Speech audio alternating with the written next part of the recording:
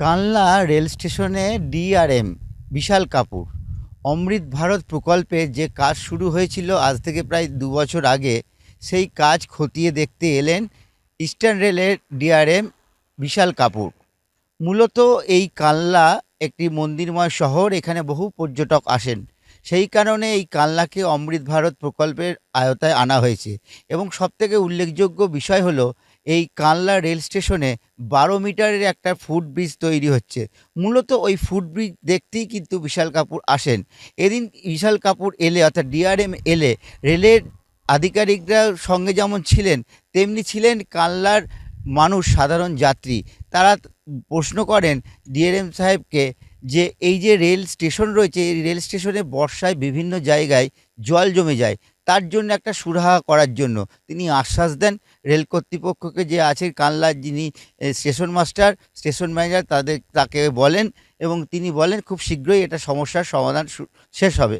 সুতরাং এক কথায় বলা যেতে পারে অমৃত ভারত প্রকল্পে যে সমস্ত রেল স্টেশন আছে তার মধ্যে উল্লেখযোগ্য কানলা, আর সেখানেই কিন্তু পরিদর্শন এলেন ডিআরএম বিশাল কাপুর। यहाँ पर जो हमारा अंबिका कालना का जो हमारा एबीएसएस का स्टेशन है उसको देखा और यहाँ पर एफओबी के वर्क हो रहा है।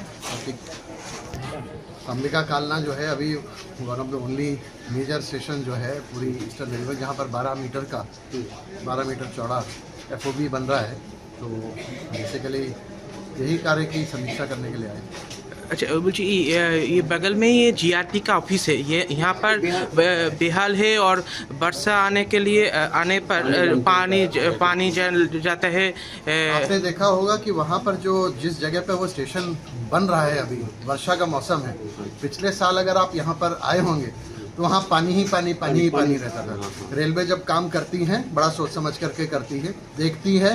आज की डेट में वहाँ पर एक भी बूंद पानी नहीं। So please don't worry. Whatever will be required to be done will be done to ensure that Amrit Bharat station यहाँ पर, जैसा माननीय प्रधानमंत्री और बाकी हमारे रेल मंत्री और रेलवे की लीडरशिप ने जो सोचा है, सपना देखा है, उसको पूर्ण किया जाए। कितने देर तक ये चलता रहेगा काम? आप समझ लीजिए, मुझे लगता है कि अभी 4-5 महीने में अगर पूर्ण काम करने की बात करी जाए, वैसे तो उससे पहले ही हो जाएगा, लेकिन लिफ्ट भी जो इसमें लगानी है हमको, जिससे कि हम सारे अपने दिव्यांगजन भाई लोग हैं जो उनको एक्सेसिबिलिटी मिल सके, वो सब कंप्लीट करने में मुझे लगता है दिसंबर के आसपास का समय लगने की संभावना। सर, ओवर ब्रिज एंड आपका जो अंडरपास सिस्टम ओपी, इसी बारे में कोई बातचीत हुई रेलवे डिपार्टमेंट से? कोई कुछ आया है? कौन सा जो अंडर पास एंड आपका ओवर ब्रिज, इसे यहाँ का जो एमएलए है वो बोले थे कि इधर रेल मंत्रालय को हम लोग भेजे थे सब कुछ, इसी बारे में कुछ? देखिए, इस सेक्शन में जो बैंडल से लेके कटवा के बीच में आज की डेट में बहुत सारे एलएचएस लो हाइट सबवेज बन रहे हैं, और इनफैक्ट मैं तो कहूँगा कि 1 या 2 आरओबीज भी बन रहे हैं बैंडल के पास में ही। पूरे सेक्शन में यहीं से कटवा से अजीमगंज के बीच में भी बहुत सारे लो हाइट सबवेज हैं। इनफैक्ट हावड़ा मंडल में अगर आप देखिए, अगर हमारे पास जितने भी टोटल एलएचएस बनने हैं उसका 40% या 50% जो रिक्वायरमेंट है वो इसी सेक्शन से ही कंप्लीट हो रहा है। तो हम लोग सारे के सारे कर रहे हैं। सबसे पहले आपको ये हम बता दें कि जो इम्पॉर्टेंट एरियाज़ हैं, जहाँ पर ट्रैफिक ज़्यादा है, जहाँ लोगों को गेटों के ऊपर ज़्यादा प्रॉब्लम दिखने का समय की प्रॉब्लम आती है, और जहाँ पर फिजिबिलिटी है, जहाँ पर रेल के पास अपनी जगह है, जहाँ पर एलएचएस बना है, वहाँ उन सबको प्रायोरिटी दे करके सैंक्शन किया गया है।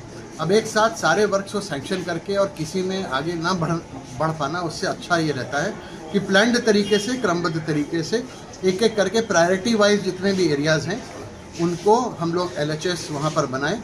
इनफैक्ट इस साल मुझे लगता है बारिश से पहले जून के महीने तक, हम लोग 30 जून तक काफ़ी मुस्तैदी से हमारे इंजीनियर्स ने काम किया। यहाँ पर मेरे ख्याल से 5 या 6 हम लोगों ने यहाँ पर बॉक्स बिठा भी दिए। इस पूरे सेक्शन की बात कर रहा हूँ, इस पर्टिकुलर जगह की बात नहीं कर रहा हूँ।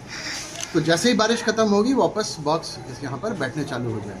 तो क्रमबद्ध तरीके से प्रायोरिटी वाइज लोगों को सहूलियत के हिसाब से, रेल के आवागमन में भी आसानी हो, सबको मिला करके हम लोग प्रायोरिटाइज करते हैं वैसे काम। পূর্ব বর্ধমান থেকে চন্দন সেনগুপ্ত, কলকাতা টিভি।